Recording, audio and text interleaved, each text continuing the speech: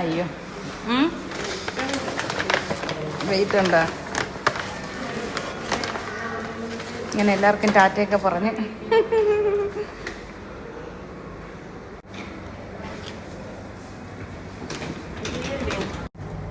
അങ്ങനെ ഒരു ടൂറിന് പോയി വന്ന്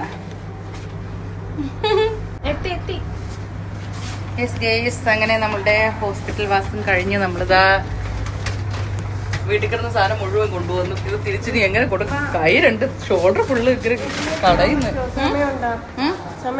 അങ്ങനെ വിജനതയിൽ വണ്ടിയുടെ ചാവിയ കഴിഞ്ഞില്ലേ ഡ്യൂട്ടി?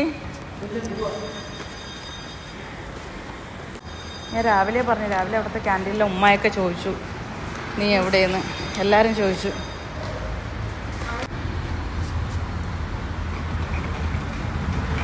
പറ്റുമോ കയ്യിൽ?